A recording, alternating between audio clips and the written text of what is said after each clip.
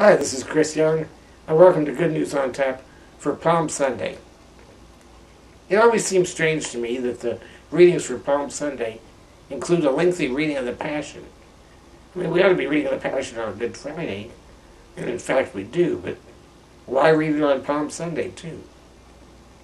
Well, as it was explained to me, the problem is that many people don't go to church on Good Friday. And the Good Friday service isn't Mass. People don't really understand the importance of Good Friday from a liturgical point of view. Now we'll talk about the Passion and the reflection that I'm preparing for Good Friday itself.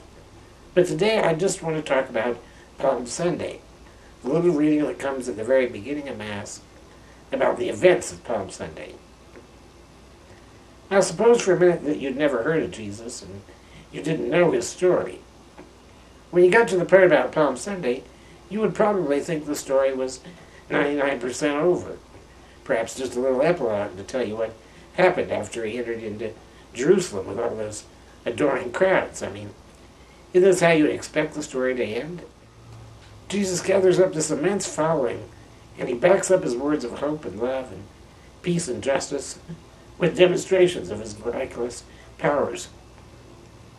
Finally, on the occasion of his people's most important religious feast, the Passover, he comes riding into Jerusalem, accompanied by crowds that are treating him as though he's already been crowned king. And Jesus was a revolutionary, and as we've seen in recent modern events in Egypt and North Africa and other Middle Eastern countries, we've seen the kind of enthusiasm and joy that a victorious group of revolutionaries can have. I mean, even after the Egyptian dictator stepped down, the celebrations in the square continued on for days. Also in movies about sports heroes, they always end with the quarterback being hoisted on the shoulder of his teammates and carried around the field in triumph. You know, we expect these kind of feel-good scenes to be the end of the story. And so you can have that expectation about the Jesus story. Of all the people who didn't know how the story was going to end, the people who were there in real time didn't know what to expect either. Imagine if you were there yourself. You know, you've been following Jesus around for years by now. You've given up whatever life you had before. You see these events unfolding, and you think it's finally going to pay off. You know, perhaps you'll be appointed to some high position when Jesus is crowned the king. Even if you go back to your old life, you know that things are never going to be the same. This message of justice and peace and love and brotherhood has transformed you and those around you. We can't begin to imagine the joy that these people were feeling. But we have to, because if we don't experience the joy of Palm Sunday, we don't have the contrast necessary to really appreciate what's going to happen 5 days from now. So maybe it's not such a bad idea to have the triumph of Palm Sunday and the agony of the Passion all wrapped up into one liturgy.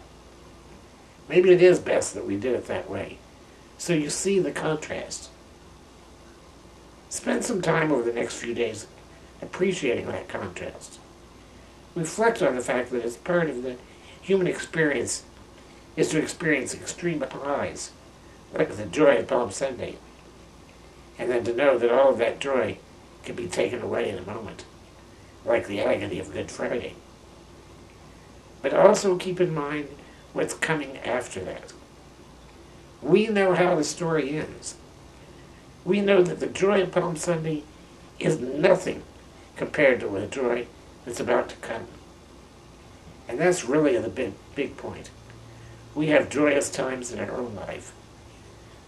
And we know that someday we're going to experience the tragedy of death.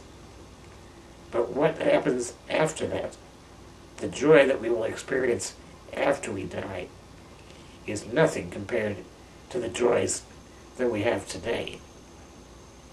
So it's going to be a rough road from today's high to Friday's low and back to next Sunday's high. It's not yet the end of the story, but we're getting there. And that's Good News on Tap for Palm Sunday.